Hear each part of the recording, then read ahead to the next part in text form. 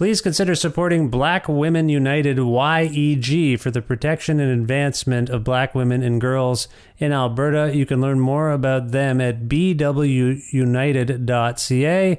They are always looking for donations and volunteers. So please, again, support Black Women United YEG for the protection and advancement of black women and girls in Alberta.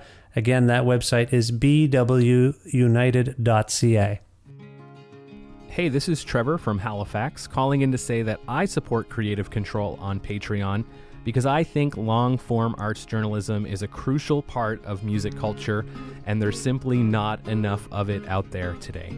Vish is a master interviewer, he lands great guests, and he has his finger on the pulse of the ever-changing music landscape, both here in Canada and abroad.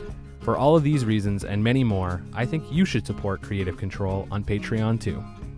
To make your flexible monthly donation to Creative Control, please visit patreon.com/Creative Control today. I'm Visha's wife, and I will love him no matter what you do. And now he has me on the record saying that.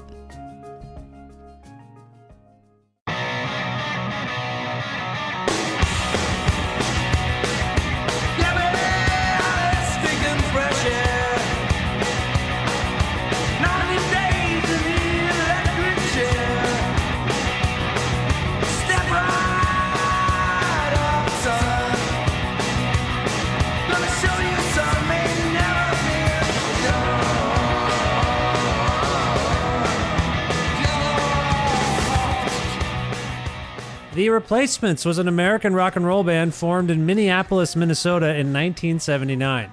Originally featuring Paul Westerberg, Tommy Stinson, Chris Mars, and the late Bob Stinson, the Mats initially broke up in 1991 after releasing 7 excellent albums, including 1987's Pleased to Meet Me.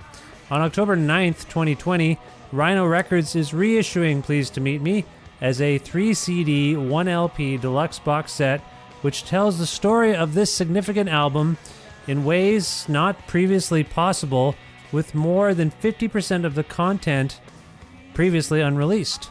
Bob Mehr is a music writer who first appeared on this show in 2016 to discuss his wonderful book, Trouble Boys, The True Story of the Replacements, and he has written the compelling liner notes for this edition of Pleased to Meet Me.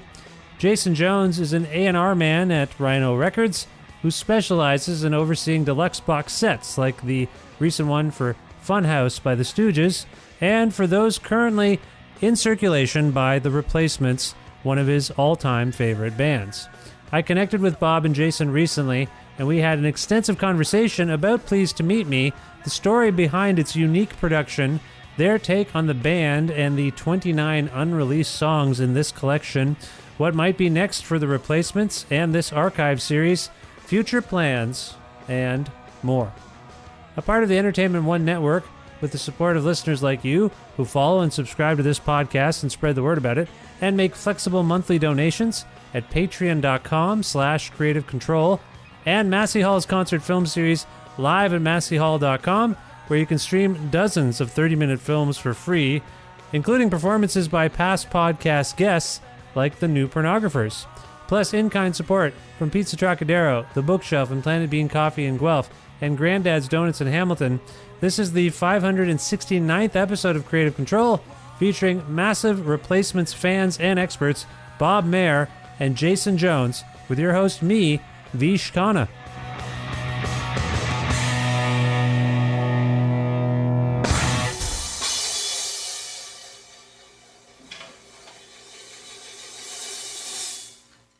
Hi, Jason. How's it going?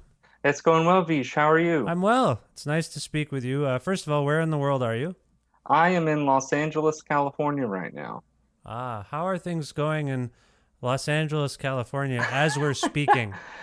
It's a little warm, and you know, we're still our AQI is still up and down a little bit, so it's definitely been interesting time. But everything's well. You can't complain in California too much. You have a high chance for a beautiful day just about every day. Well, I appreciate the climate update. What about the socio-political climate? That's kind of where I was sort of coming from. As we're speaking, your leader and his wife have just been diagnosed with the COVID-19 virus, and I stayed up late watching your cable news networks to try and figure that out. How are people feeling? Have you talked to anyone about this? What's going on? What's the feeling about this? I have only seen reactions on social media, and it's definitely been interesting. Yeah. Because I've seen both sides of the spectrum. We live in weird times right now. Yeah. And, I feel like as we get closer to November, it's only going to get weirder. Yes, I agree. I do agree. All right. Well, it's nice to see and meet you. We'll get more information about who you are in just a moment, but I don't want to leave our other friend here waiting too long. Bob, are you there? Can you hear us?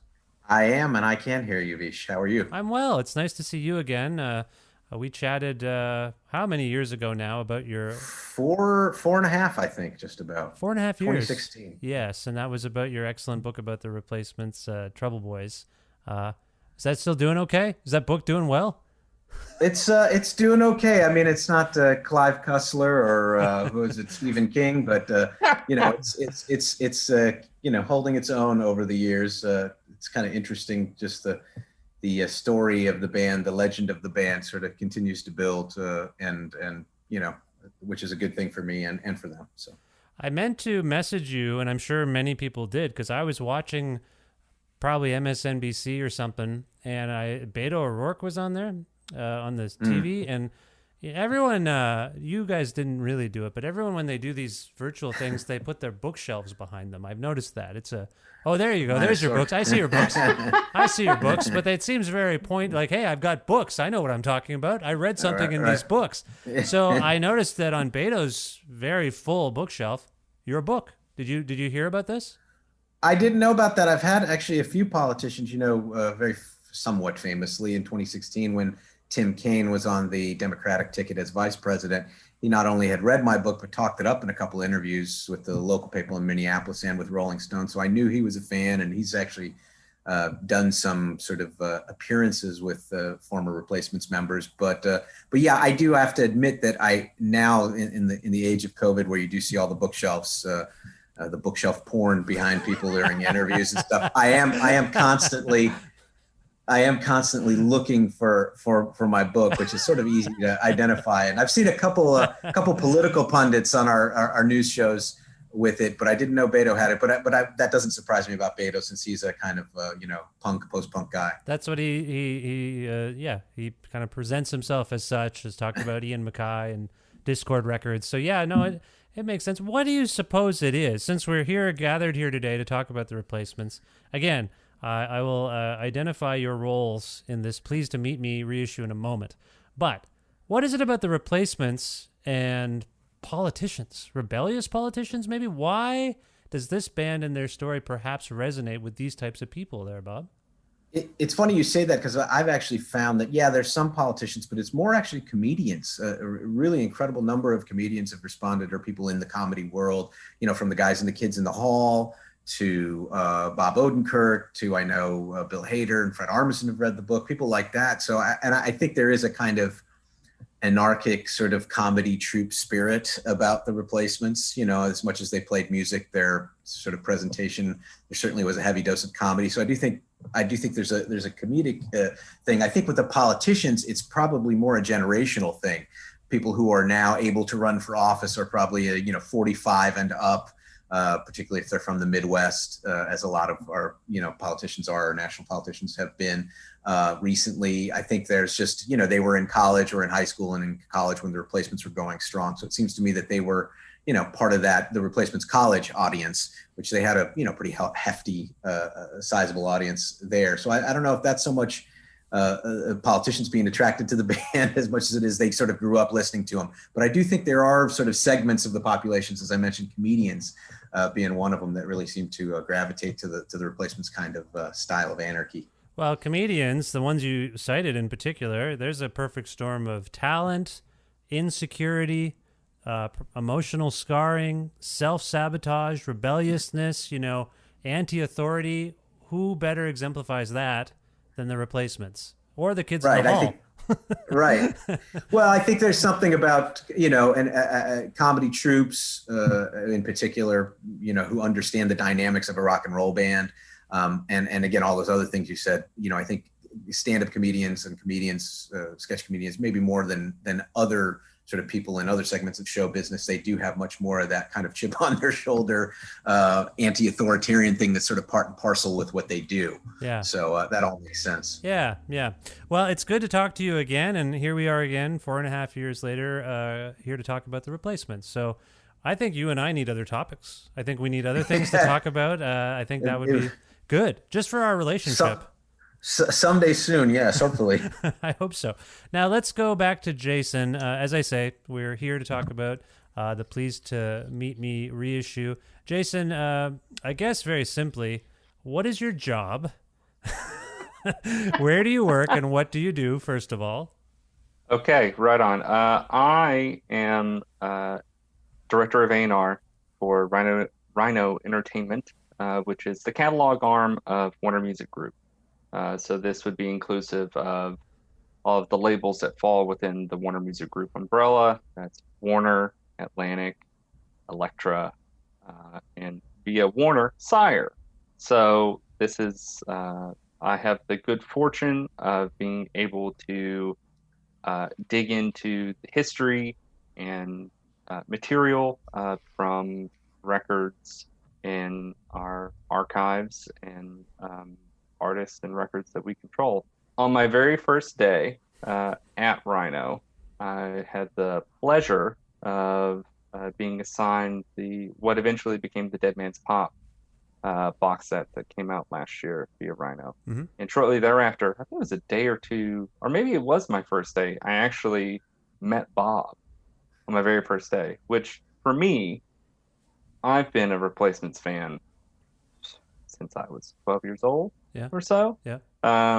So it really is a dream come true. Be able to work with Bob and work on the catalog of, for me, one of the bands that means the most to me.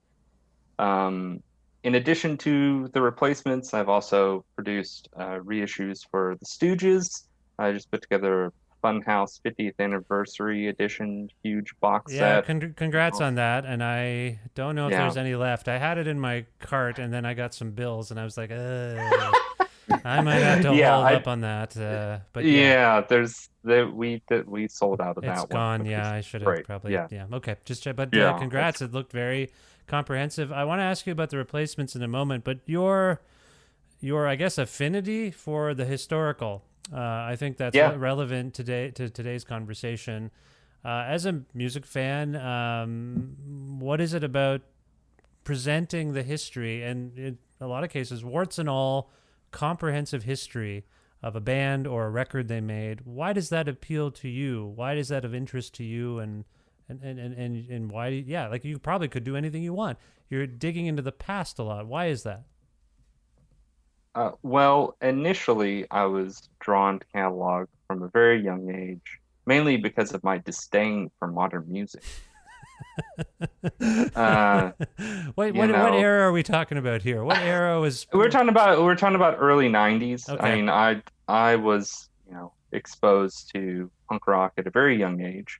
Never mind the Bogs, there's the Sex Pistols when I was 11 years old.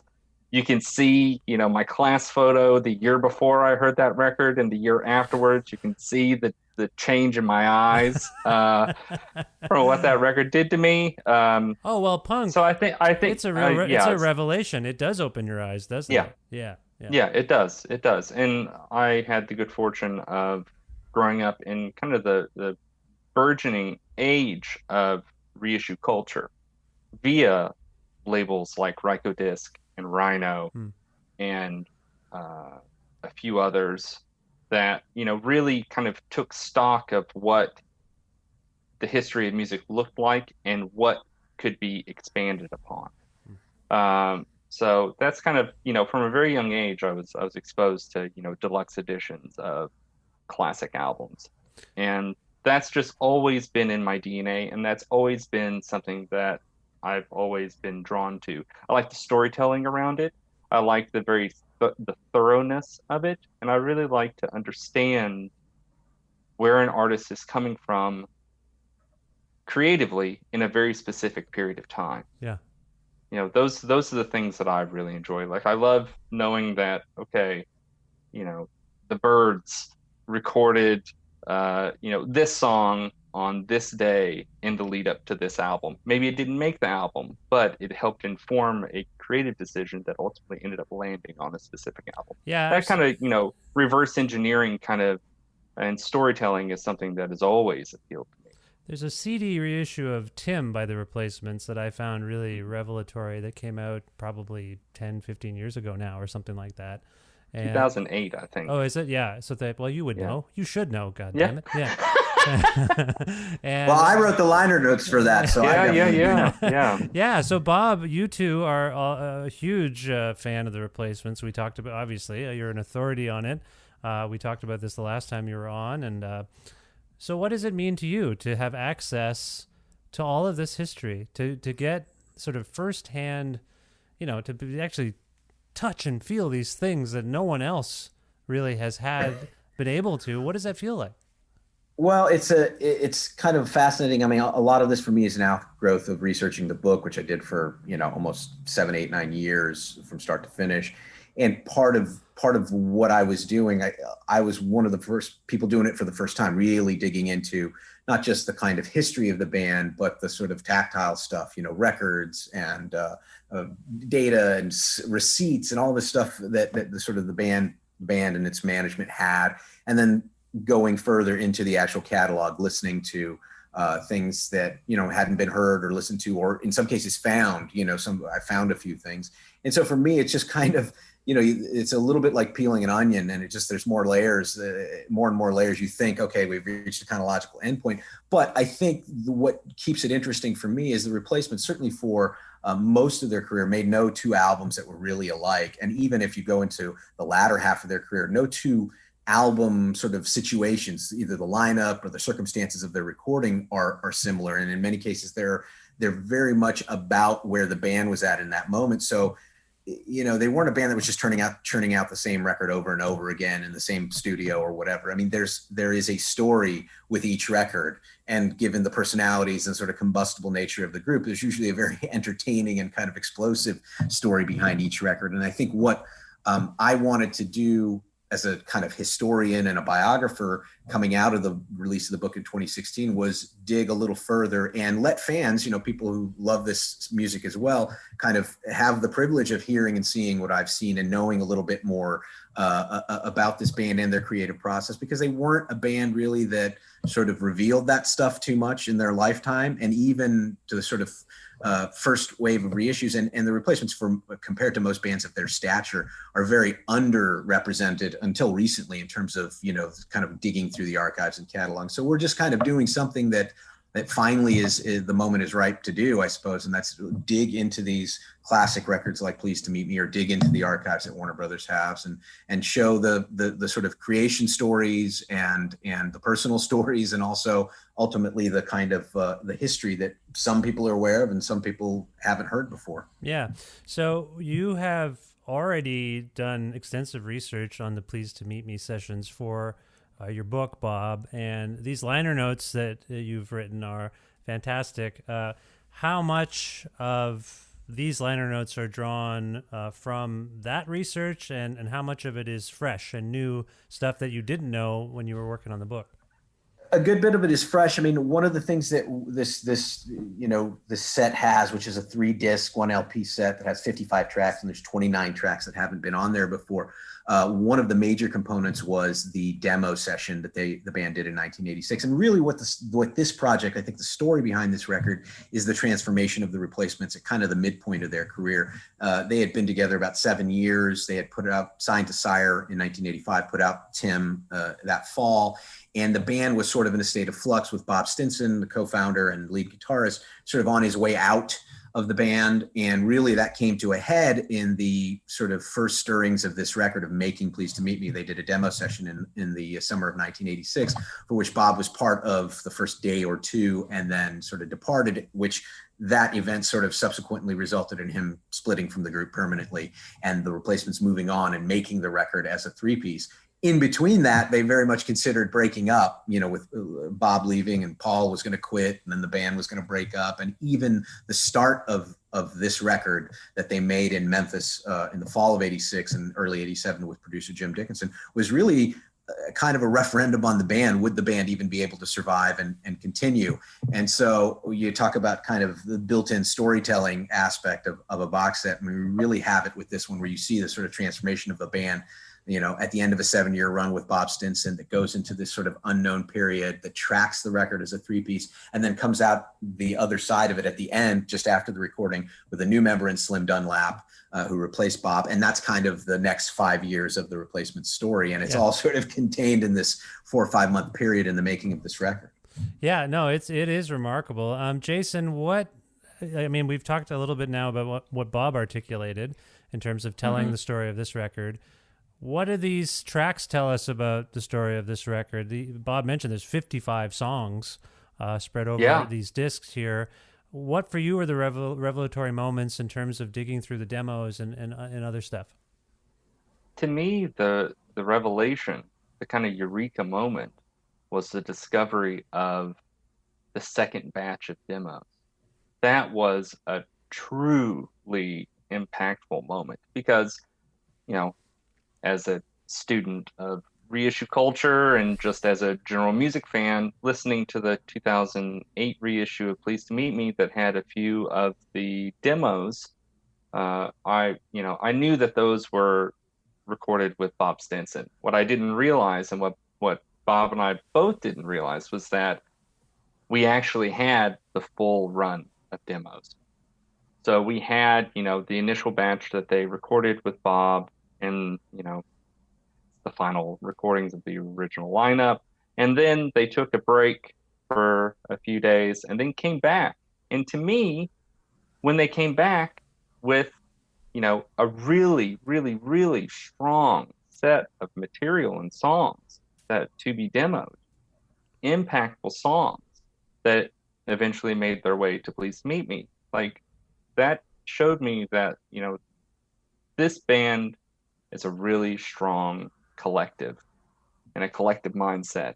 And in the face of having to, leave one of your brothers behind, literally, to come with such fury and force creatively was a revelation to me. And also the discovery of the full initial rough mix of the record that had some additional takes, additional, original mixes, the originally intended track listing, that like those kinds of discoveries are what make a package like this most interesting to me. Because I have to come at it from, a job perspective, but also I always put myself in the seat of what would a fan want here? And to me, this is like, oh man, who knew that there was this much material? Because, we had kind of inklings of stuff that had, dribbled out before on the All for Nothing comp and on the Pleased to Meet Me deluxe, the expanded edition. Yeah. But to be able to really, create a 3-disc immersion into this one record is something that, I didn't know if it was going to be possible, but we were able to pull it off. And it sounds awesome. It does. It absolutely does. I want to just go back to what you were saying about dribbling out, because reissue culture often butts heads against bootleg culture. What percentage of the material on this new reissue has circulated in some form or another? I know that in the liners, Bob Mehr. By the way, we should distinguish between Bob Stinson and Bob Mehr whenever we can, for those who may not know. Bob Mehr suggests that a few of the songs that ended up on Pleased to Meet Me were part of some live sets that the Replacements played, I think, in Europe. So some of these songs and demos probably have circulated before, or no? Are you feeling like, no, this is the Ark of the Covenant? It's a pretty there's small few, percentage. Yeah. yeah, it's a Yeah. small percentage overall, I would Yeah. say, Okay. because, there were some cassettes that included some of this material that leaked out that are, from the torrent days, I had discovered previously, Like but live performances of them? no, Oh. no. Some of a handful of the demos had How does dribbled that out how do before. you think that happens? Because I understand sometimes when like an independent demos get circulated somehow. Sometimes it's just grassroots. That's the way it happens. The replacement stuff has got to be under like a vault with like a guard dog. Well, not at the time. I think it's funny you mentioned that, because one of the replacements in Paul Westberg's pet peeves was, at the time, was kind of bootlegging of things, and it sort of started with this record where there were some outtakes of the actual sessions at Arden. In those days, it was pretty easy. It's like somebody would make cassette dubs for the band to listen to or whatever, and then they share it with a friend or somebody gets it, which is usually, by the time you hear it on a bootleg, it's 5 generations of tape hiss on it. But I mean, we were lucky in that most of this stuff, particularly the demos, there was 3 reels of demos, representing almost a week's, 3-4 days of work. Some of that had been found. An extra reel we came up with, we found. There was one of the songs was like only existed in a cassette form that that somebody had dubbed to a DAT, so which we managed to clean up. And and then the stuff that has been bootlegged to, as I say, 5th generation hiss, has been cleaned up and, in some cases remixed or just redone beautifully. So I would say of that, I mean, it's like 80% of this stuff nobody's heard, and certainly never, and 100% of it never in this clarity. And then, one of the other big strains, and you may mention it later, is in terms of talking about the stakes creatively for the band. One of the things that comes out in this record is that Tommy Stinson, who is the bass player and co-founder of the band, was writing and recording a lot of songs at this time, and only 1 or 2 of those have ever been heard or known about. And we found many of them, some not completed, but we put 4 of those songs on here. So those are things that nobody's ever heard, nobody's been bootlegged. And so I think it's just, when you talk about kind of an alternate history of what might have been or what they were doing, it just gives you a completely different understanding to know that there are, 4 or 5 really great Tommy Stinson songs from that Pleased to Meet Me era, recorded at Arden some, and some at Blackberry Way in Minneapolis. So I think, the story, of a project like this is you go into it knowing a certain amount, and then some of it is doing the legwork and digging and really pushing. And Jason and I both sort of push people many times to find things or just check one more time or bug the guy at the archive to look in this place. And so I think, to really get to the point that we are with this, to have it be as kind of special as it is, with as much new material, previously unheard material, it's a matter of just kind of putting the labor in, and also just being lucky enough now that the archive at Warner Brothers, I think, is in a much better shape, and all the sort of materials are much more accessible, and kind of with modern search methods, so we can kind of locate this reel in this storage facility in this state. And also, I just want to point out that this was created in the early days of the pandemic.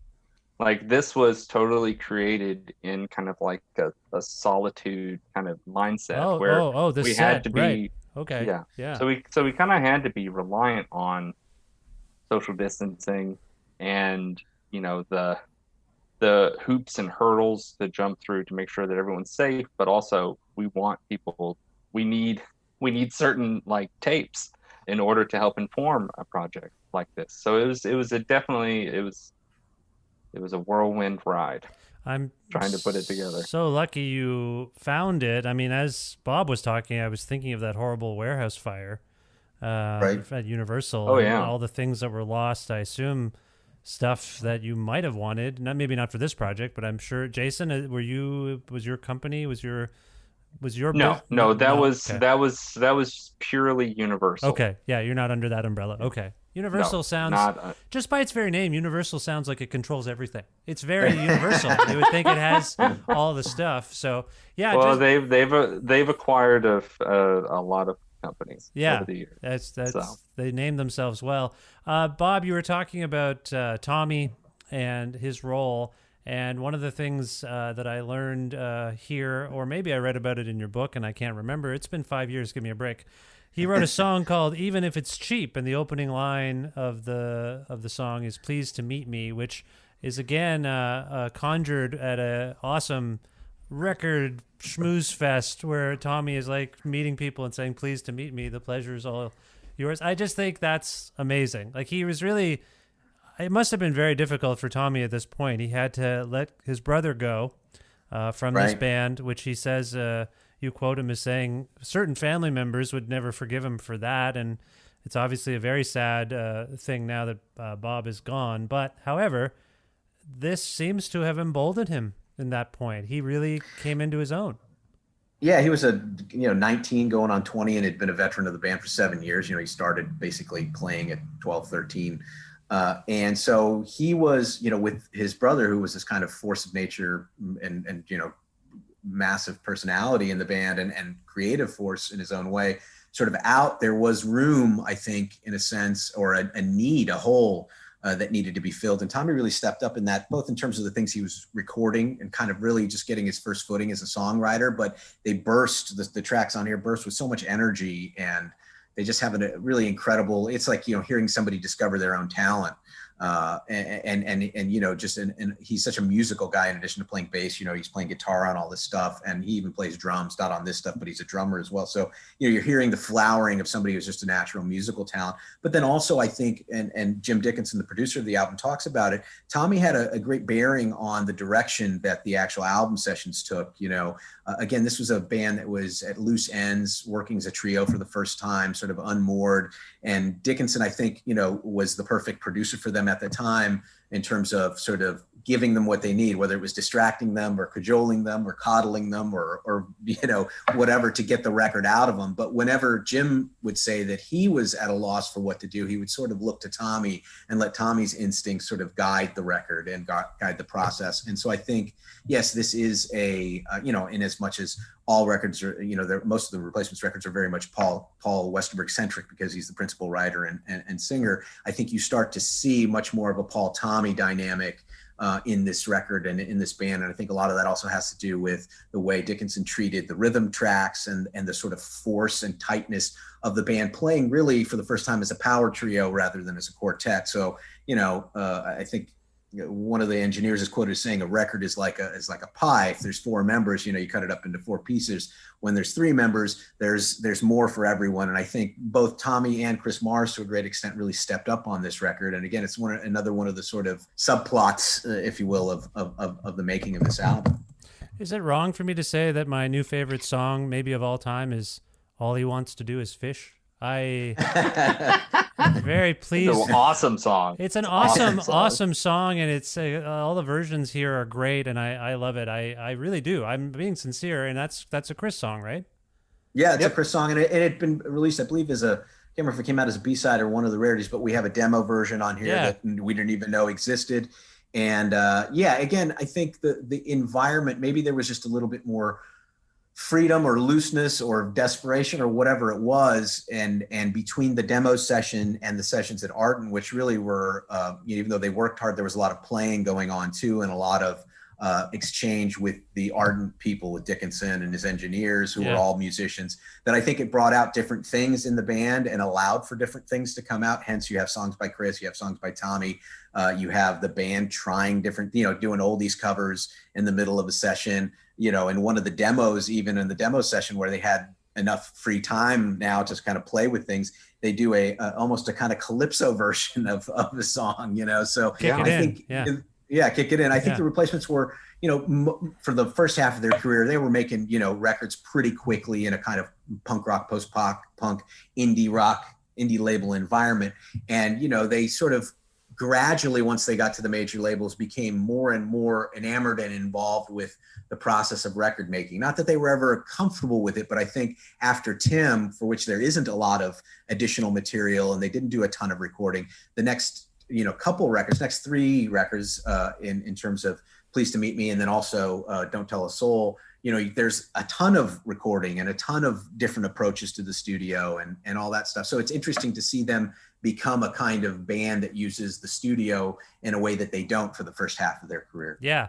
And it's also the fact that Sire was willing to invest in them as well and give them the time as well. Right. Because, Seymour Stein, founder of Sire Records, he loved that band. And, he gave them the opportunity to be as creative as possible, and you can really see that on Pleased to Meet Me, and you can definitely see that on Don't Tell Us All, when there was, essentially two passes at recording that record.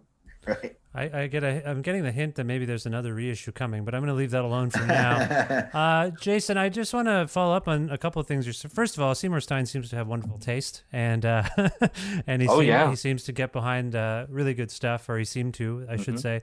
Bob invoked the late Jim Dickinson, who produced this record. And there's some great stories and quotes from Jim. Bob, you must have spoke to Jim for your book, I'm gathering, yes? Yes, I did. Although he passed not long after I really sort of started the project, but I knew Jim living in Memphis, Tennessee, as I do, and Jim is a native of the area. I had there was a lot of materials beyond my conversations with him, so I got a really pretty fully informed picture, and managed to talk to who were some of the greatest engineers ever in John Hampton and Joe Hardy, who worked on this record, who were staffers at the time at Ardent, who've since passed, as have so many of the other kind of session players on this record. But it was really interesting, just to see the kind of union. This is the first time the Replacements had worked outside of their hometown. And really, even though Tommy Ramone had produced their previous record, Tim, they'd done it with their longtime engineer, Steve Felstead. So this was the first time they were kind of literally fish out of water in the South, recording with a very high level studio professionals, but who were also kind of on their level, sort of philosophically and attitudinally and musically, in terms of Jim Dickinson and the crew at Ardent. So I think it was, again, that's another sort of subplot of the story, is seeing the sort of mixing and mingling of the Replacements, these sort of Northern Yankees, as the Southerners would refer to them, and these musicians down in Memphis, and the whole atmosphere, which I think sort of informed the process as well. Yeah, absolutely. Jason, so there's some great quotes and stories about Jim, and one of my favorites from Bob's liner notes this is a quote from Jim Dickinson: "If it isn't true, it ought to be," which I just thought was very funny. What do you make of the sound, Jason? I want to go to you. What do you make of the sound of "Pleased to Meet Me"? Because as is revealed in these liner notes, and I guess in the lore of this album, it is a highly produced affair. It is one of it was the band's, I guess, first experience with digital recording on some level. And Jim, as much as he was like old school, was totally adopting the copy and paste aspects of digital recording. The record has a very particular sound. How would you characterize it, Jason, compared to what they had done before, and maybe even what was to come? I mean, it's a very clean recording, but it's still super loose. You can't shake the looseness out of the Replacements.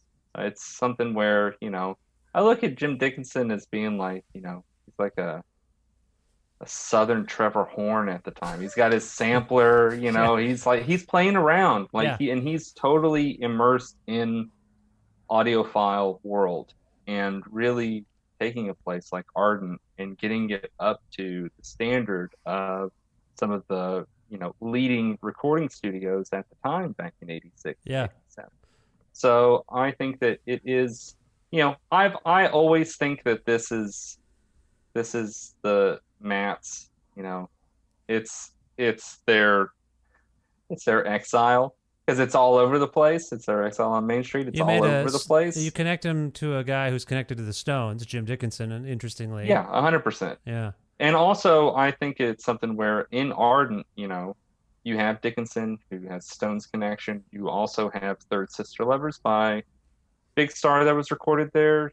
There's a lot of mythology that they're kind of staring at when they're in this location. So for them to rise to the challenge with, a record that, in Matt's circles is, definitely in your top 3 of favorite Matt's records. I think it's, sometimes it's number 1, number 2, number 3, depending upon the day. He really knew how to get the best out of them and create an environment where they could feel comfortable enough to do that. Absolutely. Because like Bob said, it's something where they are fish out of water, to me, it's something where, this is also a story about them being fish out of water. Northerners coming down to Memphis and like With that, engaging with what yeah, with attitudes though too. There's the yeah, story of Chris drawing, is it Jed Clampett on his suitcase, like to Yeah. make fun of the yeah, South? Yeah, they yeah, they brought their attitudes. They've chased producers and record executives.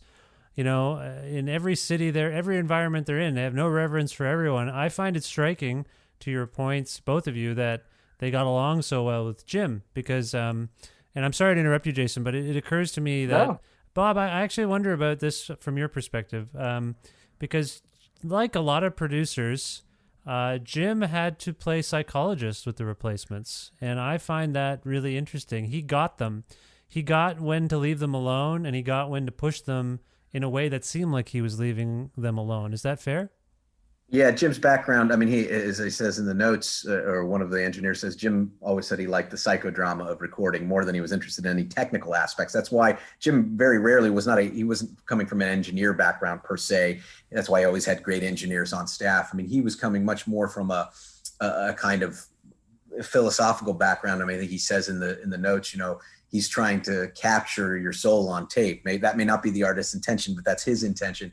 And Jim came from a background of, he was very much from the Sam Phillips school. I mean, he was a student of Sam Phillips, and in a way, Sam was very much about sort of pulling something out of the artist that the artist didn't even know they had in them. And Jim's background was that of, he had been a drama student in college. And then his stated intention before he really got into music was to be a history teacher. And you almost see that playing out because he always had a flair for the theatrical or the psychology of the theater and knew how to deal with his charges in that way. But he was also imparting things to the band. And Paul would say, he would tell us stories about 1,000,001 people from Elvis to Otis Redding, and that would almost distract us. And so he was using his tools as a dramatist and as a teacher to sort of either put them at ease or put them in a position where they had to make a decision or whatever it was, but he was doing all that with a purpose to kind of get what he wanted out of them. And the environment certainly sort of added to that. And as the sessions wore on, Jim would bring in people to kind of fill the sort of texture, add textures and fill the hole from Bob not being there. There's horns on this record, there's strings on this record. There's all kind, there's piano and organ that Jim's playing on this record that, didn't exist in the sort of Replacements universe before. But Jim was very calculated and smart about how he introduced anything he wanted to do. And also I think he knew, having worked with the Stones at their most decadent, having worked with Alex Chilton at his most rebellious, he knew how to handle difficult personalities. And so, as you mentioned, they had gone through a list of would-be and potential producers, some of the Replacements rejected and some who they, didn't want to work with the Replacements. And Jim, I really do believe, was not only the perfect person for this time, but really maybe the perfect person for the Replacements, in this moment to get them to make the record they needed to when they were kind of, again, as I say, they were a three-legged table at this point. They had yet to quite figure out what their new form was going to be. And sort of Jim kind of propped them up for much of this recording and got, I think, in a way, you can argue that they have records that are better, but I don't think they have a more sustained record in terms of a performance and in terms of what they're delivering than this record. I mean, that's arguable. I don't want to get in trouble. I'm not going to say that. You can say that, but I do wonder. We've talked a little bit about the psychology. We've talked about how the band was in a transitional state. I think those of us who follow Paul Westerberg's writing, you get the sense that he's telling stories that are based on real life. But I was kind of really astonished by how much anecdotal stuff there is on this record. Just fragments of conversations. I alluded to Tommy saying "pleased to meet me" in his own song, but then saying it in real life, and then that even the handshake, the stilted handshake with these corporate people, took on new meaning for "pleased to meet me." That's the title, absolutely. Now let's recreate that whole moment. Like, all of that's very fascinating to me and funny and irreverent. Even Alex Chilton, like, the chorus is so funny now that I'm not going to spoil too much. People need to read all this stuff, but it's very funny. However, it's also very dark. Like, this is some of Paul's darkest writing. How is all of this psychological stuff that we've kind of alluded to, in your estimation, Bob, how is it fed into Paul's writing on this record? the songs. There's at least one song, never mind, that seems to be directly addressing Bob Stinson. There's a lot Right. going on for the band at this point. How would you characterize his mindset at the time? Well, I'd hate to ever try and characterize Paul's mindset, but it is true. I think, so much of what he wrote about, for the most part, and on Tim, there's a couple examples of sort of songs inspired by a short story by Flannery O'Connor or by, different playwrights, something like Little Mascara, he said. But I think for the most part, and as a rule, Paul's songwriting was very much informed by his own world. And for him at this point, the band was his world, and had been for a number of years. So, you have a lot of songs, and they've been signed and had gone through the first sort of stages of becoming a major label band and part of a corporate machine, for better or worse. And I think a lot of these songs are about that, and they split with their manager and original benefactor, Peter Jesperson. And I think if you listen to this record, just in terms of, I Don't Know is kind of, he refers to as the state of the Mats address. It's like, it really is the sort of call and response of, here, we're in trouble for this, our lawyer's on the phone, all this kind of stuff. Yeah. What are we going to do now? I don't know. Yeah. Right. And there's even, should we pack it up? I think it really was addressing whether they were going to sort of stay around as a band. And things like IOU. And then he goes back certainly on things like The Ledge, which I think recalls, at the time, teen suicide clusters were very sort of prominent, but I think this goes even further back based on a kind of personal experience for him, but also just being able to sort of put himself back in that. And then in a weird way, being in Memphis, I think made them, and they would tended to be fairly homesick characters easily. That's why they didn't really tour Europe that much or tour around the world, is because they generally like to be in the States and particularly at home. But things like Skyway, which is very much a Minnesota song, was written and completed in Memphis. And I think in a different circumstance, maybe he wouldn't have put that on. Even Can't Hardly Wait, which had existed in various forms for a number of years, the lyric was really rewritten and finished in Memphis, and was, the crack in the drapes that he refers to is the hotel drapes that they were staying in Midtown Memphis. So I think, environment, Paul says, oh, well, I was recording in a closet. I could have been in Timbuktu or I could have been in Memphis. But being away from home and being in Memphis ultimately, I think, did have an impact on not only what songs he was writing, but what songs he was leaving on. And, there's a lot of great stuff that maybe would have even added to that feeling that was left off. I mean, things that are on this record for the first time or on this box set for the first time, like Run for the Country and Learn How to Fail. These are sort of ballad heavier stuff or slower songs that I think Paul was probably hesitant to put on in the wake of Bob's departure. They didn't want to seem like they were going too soft, kicking out the wild rock and roll guitars. And so I think certain decisions were made. And also that might have been Dickinson too at the time, just trying to make a leaner record, because at one point they talked about doing a double. But I think now when you listen to this box set and you can hear everything that's in there, I think you get a much more total picture of, Paul's world and the band's world at that time. Yeah, absolutely. Well, I do appreciate all of this context for that time and place, and the liner notes are truly wonderful. Jason, let's try to sell this thing.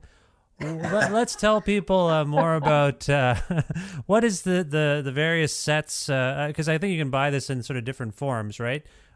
What? Yeah. On rhino.com. Yeah. There are some exclusive bundles. That basically we have 3 different bundles. There's you get the box set itself, which is, again, it's 180 gram LP, inclusive of the rough mix of the album that has a totally different track listing and some alternate takes included. Plus, you have 3 CDs included in the package. First disc is the album remastered by the great Justin Perkins, who handled all the mastering on Dead Man's Pop. Plus all the assorted B-sides and promo-only mixes that were released around the time.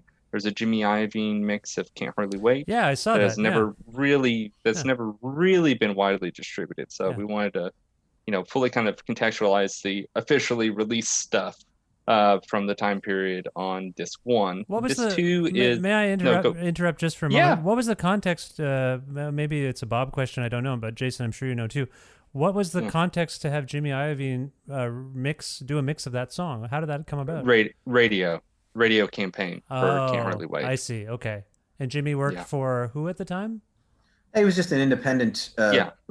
producer and remixer at that time. Oh, okay. Before he became a media mogul. But I think the replacements management wanted to see, if they could sort of get a slightly different radio mix. At that time, that was very much kind of in vogue thing to do, was to remix a song for radio. You can't really, it's not that much different, but I think in a weird way, it would set up what they did with the next record, which they handed off to the entire thing to a professional mixer in Don't Tell a Soul. But anyway, sorry, Jason, I interrupted. No. And part of you. that is kind of, this series of reissues, we're trying to tell a larger story. And I wanted to include that because it does help inform some of the decisions that were made for Don't Tell a Soul. Right. And eventually kind of help inform the kind of revisionist version that we put out as Dead Man's Pop. But anyway, so that's disc 1. Disc 2, all of the demos from Blackberry Way, recorded in 1986.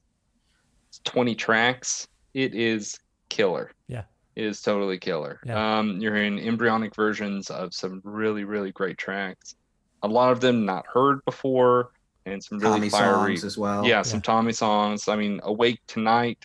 Whenever Bob and I first heard that song, we lost it because it was like, it's like a legit like Road Worn Faces song. It sounds amazing. Yeah. It's amazing. Yeah. And it really is kind of a what if moment. Yeah. If those songs had more legs to them, and were maybe taken into the studio. And then disc 3, you have the rough mix on CD, plus all of the studio outtakes from the Pleased to Meet Me session. So you have stuff that's come out previously on the All for Nothing compilation, like Birthday Gal, Till We're Nude, and Beer for Breakfast, plus some completely unreleased songs like Run for the Country, Learn How to Fail, a great Tommy song, Trouble on the Way, that we were able to really put together a really nice mix, and it sounds awesome. So there's all that. That's just the box set. Plus all the bundle stuff is t-shirt, promotional placemat. They did a promotional placemat for Please to Meet Me whenever it first came out. We've reproduced that for this box. Because they're the mats? Because they're the mats. Yeah, because they're the mats. Yeah. Got that plus, one. Plus a tote bag, iron-on patch. There's also a cassette that is inclusive of an hour-long interview that was originally released in bits and pieces as a promotional 12-inch single whenever the album originally came out. But this is like a full hour-long conversation where Paul goes into detail about the recording of Pleased to Meet Me, and a kind of a track-by-track detail of the songs on Pleased to Meet Me. It's really, really fun. And you can either get it in red or blue cassette. Take your pick. We give you a choice. Okay. Yeah. And then what else is there? Bumper sticker, because I want everyone to show how much they care. Yeah. Get it on your car. It's one of the things that I think we're most excited about, both of us. This record has come out as on the original album. It's been done in a couple vinyl pressings over the last 6-7 years. Blue colored vinyl, etc. And those are all from the 2008 remastering of the original album. We were very lucky this time to remaster the original album, kind of using Jim Dickinson's original instructions. We consulted with his son Luther, who plays in the North Mississippi All-Stars, because there was always a feeling that at least the CD versions and the digital versions of this never quite sounded the way everybody remembered it in the studio. And so we went with Justin Perkins, who's our mastering guy, who does all this great work and is a fan himself. And he really got it to sounding like, it would have been sounding like in 1986 coming out of the speakers at Art Studios. Yeah. Just in terms of, never sounded better. Oh, yeah. So it's never sounded better. Yeah, so it's not quite featured, on the vinyl because we put that out, and so we put the alternate mixes on the vinyl. But I think for folks who get this to be able to hear that record kind of as good as it's ever sounded, is kind of a treat as well. Well, I have the because I'm a weasel, I got the MP3s at least in advance, and even those sound great. And so, I mean, even because they're MP3s. Sorry, was that a backhanded? Sounds great, guys. Sounds great. They're just they're MP3s, so they're only going to sound so good. But I noticed the difference for sure. We've been talking about this record, and we're obviously missing some people that might have some insights here. Bob or Jason, I'm not sure which one of you might be in the greatest contact with either Tommy or Paul or Chris, who seems to have ghosted. What is their relationship with this project? What is their relationship, do you figure, with all this material at this point in their lives? I'm going to go to Bob first. I think benign indifference is the good way to put it. Well, no, obviously nothing happens in Replacement's world without the sort of approval of the band, which for most intents and purposes is Paul and Tommy. And I talk to Tommy on a regular basis, talk to Paul through his manager on a regular basis. And, we started what we didn't know was going to be essentially a series 3 years ago with the release of Live at Maxwell's 1986, which was a multi-track recording of the band, really kind of at the peak of during the Tim tour that had languished in the vaults for 30 years. There you go. For those listening, I just showed off my copy. Yeah. So we put that out just almost as a trial balloon to see like, what is the audience for this kind of stuff? Well, what would the response be? And the response was pretty overwhelming and positive. And so it allowed us to say, hey, well, there's other stuff in the archive, other stuff in the vault that we want to do if the band wants to do it.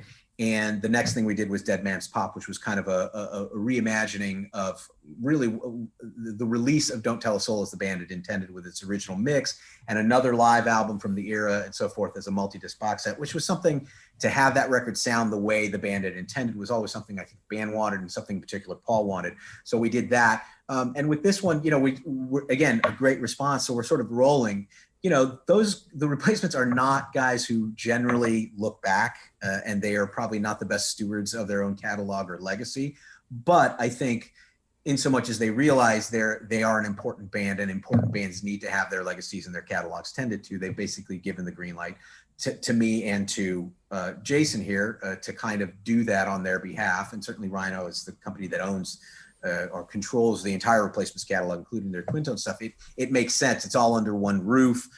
There's a sort of cooperation in terms of that. And really, again, as I said, of any band you can think of the kind of importance of the Replacements, they're probably the most under anthologized, under reissued, until we started to do it. And we're not trying to do this stuff willy-nilly. We've managed to do several projects in a row here now, but all of them are basically creating new content. And the way we look at it, and certainly the way we feel with Maxwell's, no question, that is a piece of their catalog, in the main. I mean, they had a band who was so recognized for their live shows and their performances, to not have a live record out, an official live record out, was something we wanted to address. And so, the response to that was so terrific that we just tried to do this in a creative way. And, as long as there's music out there and content out there in the archive that sort of validates this, and stories within their catalog that make this worth doing, I think we're going to do it. And, so far the band has been cooperative in their own way. It's not like Jimmy Page, who's personally, remixing everything and signing off on every mix, but they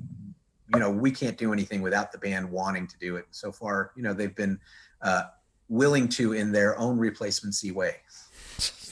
Well put. So on that note, a couple of questions. First, Jason, what is sort of next in if you could do anything with the Replacements catalog next, what would you want to work on?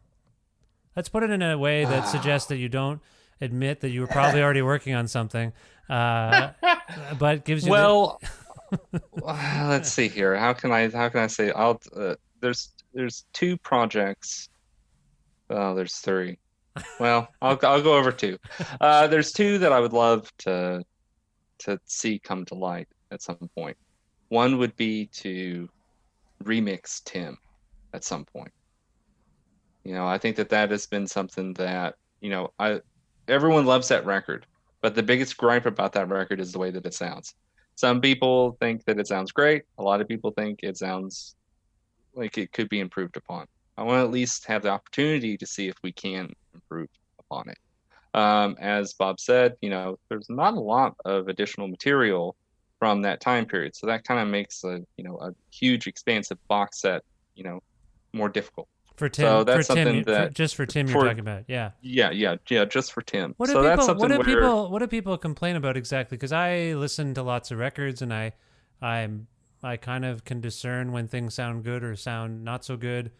Tim has never. I mean, I guess in my mind, the most recent version is that 2008 reissue, I guess, which would have been remastered. Well, you know, it's a funny thing. It's like the situation we had with the Dead Man's Pup, where we basically had Matt Wallace, who was the producer of the album, finish his mix that he had started back in 1988. Now, most people were very receptive to that, the overwhelming majority, because that record sounded different than Replacement's records. You know, people expected at the time. It was very glossy. It was for radio. It had a lot of effects. A lot of, as it turned out, a lot of things were dialed out of the record that were intended. And so that was really kind of fulfilling the band's creative thing. I think with Tim, you know, there was at the time, and still is within the band and also within the fan base, complaints that it doesn't sound as full or as powerful as the Replacement sounded at the time. And the evidence of that, I think, is when you listen to Live at Maxwell's and you listen to some of the Tim songs presented there. Right. And it may have been, again, a question of, this is the first time they were working with a major label. They had a producer in Tommy Ramone, who was a great producer, but he was paired with someone who wasn't his normal engineer. And maybe there was some disconnect there. So that's one of those things that I think in the bigger scheme of things, you know, there's not a lot, because the Replacements, for the most part, everything was cut and dried in terms of how they recorded and what they did. And they're a band with very few regrets in that regard creatively. I mean, they, for the most part, put out the records they wanted to put out the way they did. The two kind of exceptions were the mix on Don't Tell a Soul, which was kind of a compromise on their part to try and sort of have some success so that the band may continue, which didn't quite turn out that way. Whereas with Tim, I think it's just a question of, well, it doesn't quite sound as powerful as they sounded at the time, which again is evidenced on the Maxwell's thing. And also the drums. I personally have a problem with the way the drums sound. I'm a drummer. I'm a drummer. Are you a drummer? I am.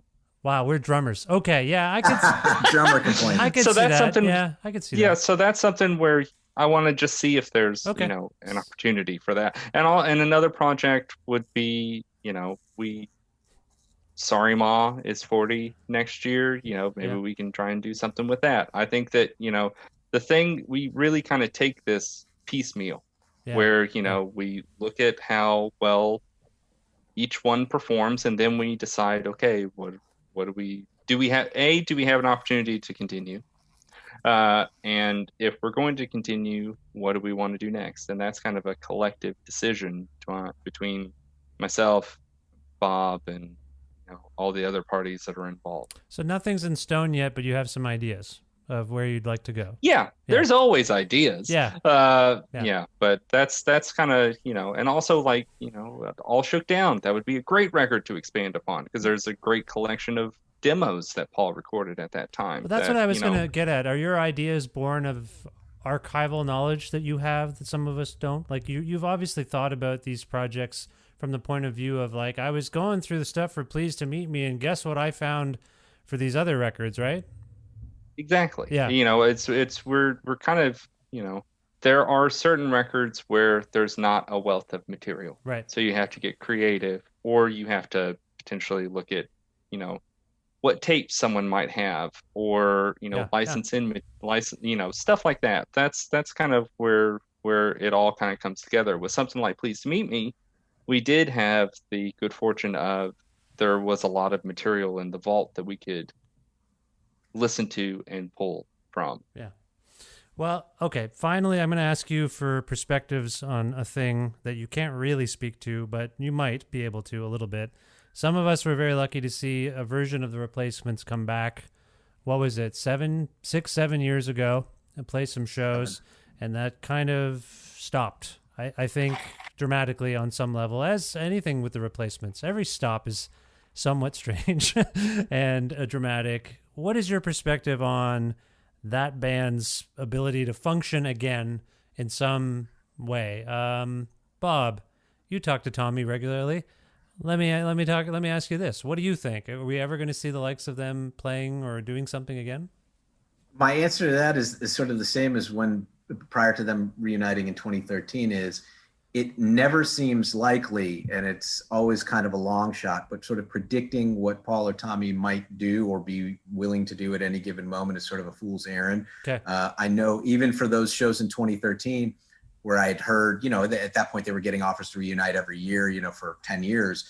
And it looked like that there was no chance that was going to happen at all. And then at the last minute, they decided, yeah, let's do it. So, and you know, they did tours for, 2 years on the festival circuit and then headlining shows, and then it fell apart just as abruptly. And so, it's one of those things where it could start again, or maybe that was it. And I think if it was the last go round, it was pretty great. I think universally sort of well regarded victory lap for them. So okay, no rumblings of anything. Was everyone on this call today at the Toronto show? Because I was. I don't think, Jason, were you there? I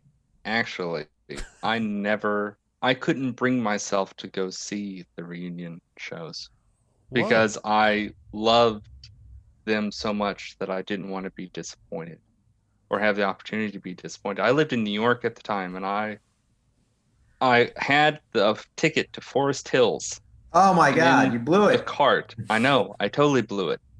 But it's one of those things where you love something so much that you don't want it to kind of crush the idea of what you have in your head, because I've loved this band for so long, and knowing all the players involved, I knew it was a knockout of the park, but when faced with the, decision to go or not to go, I decided to not, and I forever kick myself for that.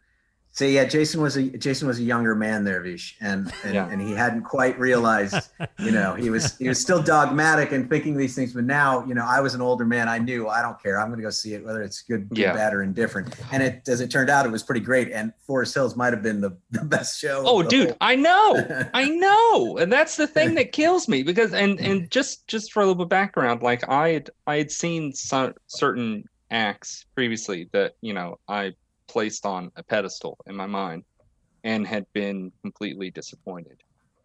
So there was kind of proof. There was kind of like proof of don't hold something that high because they're people just like everyone else. They can have an off night, but it was something where I couldn't bring myself to do it. I'm not going to disparage you for this decision because the Replacements are an odd entity in this regard, because it's not the original lineup that we all saw, and I do firmly believe in band chemistry. So, and I will say that the bands that I used to see in the 90s that came back in the late 2000s when that was popular, or rather the early part of the 2000s when it was popular to reunite, I thought they were better. I think as people, you're a bit more relaxed, your psychology, you're at ease with each other a bit because you got all that angst out of your system, so you get along better, and that translates into that band chemistry thing. So yeah, I can see that. The whole, never meet your heroes philosophy that you're employing for seeing a version of the Replacements play. But to Bob's point, the Toronto show I saw was wonderful, and I'm very glad I went. And I've talked to other people who are Replacements fans. They say the exact same thing as you. I couldn't bring myself to go. I thought it would be a disaster. The band, like the band's history more than for those of us who never got it, what I mean? Yeah, which is hilarious considering what I do now. Do you know? So it's like I kind of like that like karmic element. Like I'm being repaid in like different ways. Well, let me ask you this, and you don't have to spill too many beans, but were any of those shows captured properly? Recorded? Yes, they were, but I don't think the release of those is imminent. Okay. I love speaking in code about the Replacements. This is fun. No, I mean, I think they did professionally record, because I know my friend Rick Fuller was kind of led the crew that shot them. They shot the first three, the Toronto, Chicago, and Denver two, I believe. And Minneapolis, and their headlining show in Minneapolis. So there's 4 shows that they did record. I think, probably the one thing you can take, the fact that those haven't been released, means that maybe they might tour again someday, because they don't want to sort of, spill the beans. Paul is very particular about sort of preserving the mystery. And so I think that's some of it. But at the same time, obviously the powers that be thought, well, this is a historical thing. Let's record it for posterity. So who knows? At some point it may come out. But yeah, I wouldn't hold your breath for that. But don't hold your breath for anything, too long. Yeah. Jason, have you seen or heard any of these professionally recorded reunion tour shows? Yes. Okay, Yes. so that's why you're so angry. You actually were and also, I had friends who went to the Forest Hill show. I've watched stuff on YouTube. I know what it was. Yeah. And I know that was one of the shows. I should have gone. Toronto, you missed a pretty kick-ass Stooges and Rocket from the Crypt show as well. That was a great day. And Dinosaur Jr. played. Man. That was a great. I had a really good time, I will say. I'm from the South. I'm actually from Tennessee. Oh. And whenever in the early 2000s, late 90s and stuff, whenever I was in high school and in college, and trying to seek out additional culture to like just go see shows and stuff like that. Like the Stooges never came to the South, right? So it's like I could never see those reunion shows. So it's kind of like whenever I moved to New York, I had the ability to go see some of those bands because everyone comes through there. Also, I have the good fortune of this living in LA, where everyone's gonna come through whenever live music comes back. But yeah, no, should have gone, man. All right. I think we've beaten Jason up enough and about this. No, I really appreciate this conversation. Let me give you this opportunity. If either of you has anything else you want to say, I'm going to ask Jason probably to tell us, those listening, where they can learn more about the set and the reissue generally. But just final thoughts about either Pleased to Meet Me or Bob, if you want to also share anything you're working on next, I'd love to hear that. So let's go to Bob. Bob, final thoughts and what's next? Sure. Well, actually, as we are recording this, I received my physical copy of the box set, which I had not seen. Oh, dude, right on. Wow. So it's very exciting for me. And, the thing I've kind of taken away looking at it, how beautiful the package is in terms of both how it's been designed by Mike Joyce at Stereotype in New York, is in thinking just this kind of by accident. As I say, we started this in 2017 thinking it was a one-off and we'd be lucky if we got to do another one and not knowing. And we've sort of developed this into a series. And as Jason and I say, we sort of think of it along the lines of the Dylan bootleg series, where it's not chronological or necessarily in order, but sort of jumping around from different interesting periods, for a band that had 12 years. I mean, as much as you can sort of jump around in there. But one of the things I'm really excited about is just people to actually hear this. The Replacements fans are very dogmatic, and I think we have proven over the last couple of releases that if you're going to buy something that we put together, it's going to be worth checking out, and that the band has okayed. And we've been very lucky. The guy who does all our mixing is a guy named Brian Kehoe, who's produced Fiona Apple, who works for the Who. He's like one of the top remix guys, in terms of and sound guys. He literally wrote the book on the Beatles equipment. I mean, it's like to have somebody like that at our disposal to sort of work on this stuff. Same thing with Justin Perkins from Mystery Room Mastering, who did all this stuff. And then again, our designers, and we have, and I'm very fortunate to work with Jason on all this stuff, and the band and its management. It's like, it really is kind of like, I'm not someone who gets sort of overly proud. I'm always self-critical of things, but even though we didn't plan it this way, this is going to make a really very cool series of releases and sets and archival stuff, and just with some really high level people behind it that we're very lucky, and that the band frankly is very lucky to have, because this isn't Led Zeppelin, but we try and put as much care and thought and detail and love into this as your Led Zeppelin reissues and your Beatles reissues. So hopefully people appreciate that. And yeah, that's about all I wanted to say. Okay, that's fair. And in terms of your own future work, is there anything you're working on that you want to talk about? Just, I'm working on my golf game because I can't play basketball anymore because of the pandemic here in this country. But no, I'm trying to figure out another book topic, but I've sort of been stuck in Replacements world for an extended period between the book and then the paperback. And then, obviously these various projects, and there's been some interest in sort of, developing the book into something as a, an adaptation theatrically or cinematically or television. So, so I'm still kind of, just when I thought I was out, I keep getting pulled back into Replacements world. But I'm not sad about it because, you know, I've had time over the last few years to think about a follow-up book and look at different topics and subjects and even have some discussions with people. And really, there are very few stories that I am as passionate about, or bands whose music I'm passionate about, and whose story has so many layers and angles and pockets that you could just sort of get lost in. So I'm very happy to still be kind of dealing with this stuff, and until I'm sick of it, then I'll be sick. Well, you are clearly the godfather of the Replacements, so it's nice to talk to you about that. And Jason, what about? So two things, Jason.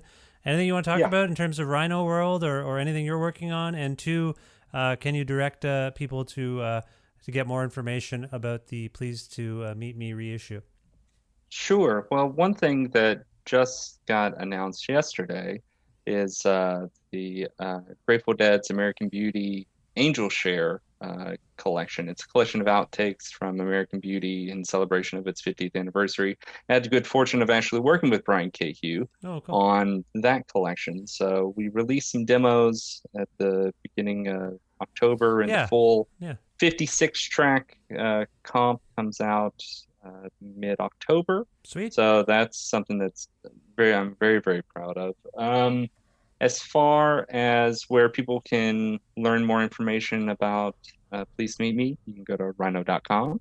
You can see all the bundles that I discussed. And also, I just want to point out that independent record stores, if you get Pleased to Meet Me, this new deluxe box set out October 9th, at an independent record store, or participating independent record store, you will get a hand buzzer. We kind of riffed off of the original the handshake. 87. Yeah, the handshake. So, right. You know, we wanted to do something special just for independent record stores, because independent record stores are, you know, the bread and butter of kind of what helped a band like the Replacements get to the level that they're at. So, you know, you have an entire suite of options, you know, that you can get this great box set from. Okay. And it's, you know, it's great. And I think that everyone will be really, really, really surprised. Vish, I'll tell you, it's a lot better to be able to, when something is actually great, to come out here and hustle it and say it's great. It's I'm much more confident doing that when I actually know it's great than when it's terrible. Yeah. Well, but I'm by the same token, I have the freedom to cover whatever I want, and I wouldn't be talking to you guys if this thing was a piece of garbage. So it is really, really wonderful. Again, go to rhino.com and bundle up, as the saying goes. So this is sort of weird because you guys aren't in the band, but I usually go out on a song. I usually ask people, do you think, I don't know who here can say, and let's all get in trouble together. Why not? Would it be permissible to go out on a song from this box set? Jason, I'm going to go to you. You're the label guy. What do you think? Is there something we can go out on? And if so, do you want to pick it? Yeah, why not? I would go with, let's see here. Go with the demo of IOU. Okay. Why did that come to mind? Because that sounds awesome. And it also kind of, it gives you kind of a peek, you know, if you know and love this record, it's track 1, side 1. And it kind of shows you the alternate storytelling and an alternate peek into the making of the record that, you know, we kind of wanted to display within the box set. So my pick would be the demo of IOU. Okay, Bob, you okay with that? Yeah, no, I agree. That's a good choice. I like it too because it harkens back to our painful conversation about Jason missing Iggy and the Stooges and the Replacements. Got a little bit of an Iggy illusion. Oh yeah, dude, totally, 100%. This is the demo of IOU from the wondrous album "Pleased to Meet Me" by the Replacements. Jason Jones, Bob Mehr, thank you so much for making time for me and for talking about the Replacements. And I wish you both the best of luck with everything going forward. Thank you. Awesome. Thank you.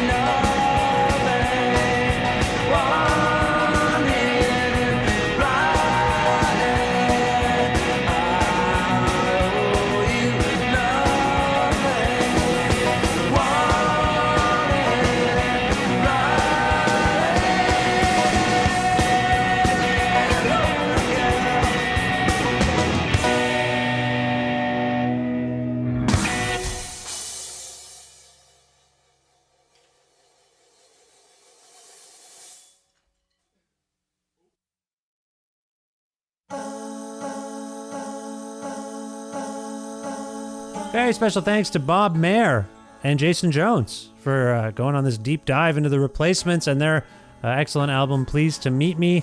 On this, the 569th episode of Creative Control, which is part of the Entertainment One podcast network and is available on all Apple and Google platforms and other things as well. Spotify, there's some of the episodes are up on YouTube. It's all over the place. Find it, or it may find you somehow, I guess. I don't know how that would work exactly. It's not like some kind of thing that searches out people, but still, you can find it. It's called Creative Control. If you can't find an episode that you're actually looking for, or if you want to learn more about me and sign up for my semi-regularly scheduled newsletter, please visit my website, vishkhanna.com.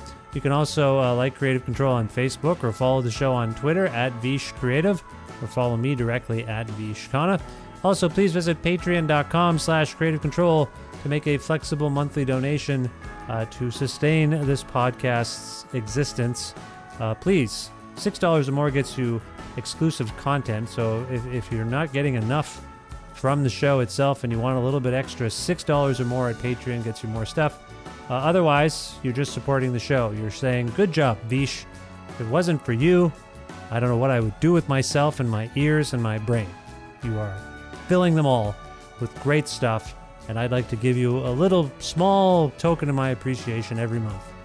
Maybe I'll give you $2 a month, $3, $4. It could be $5. It could be $6. It could be $7. It could be $9. I skipped some numbers there, but you know what I mean. It could be anything you want, and then you can change it. If you don't like what you're doing, you can change it. Most people go up. I will say, I really appreciated that. Most people, when they adjust, they go up. I don't know how they do it, but it's great, and I appreciate it. Again, patreon.com/Creative Control if you, too, would like to support the show.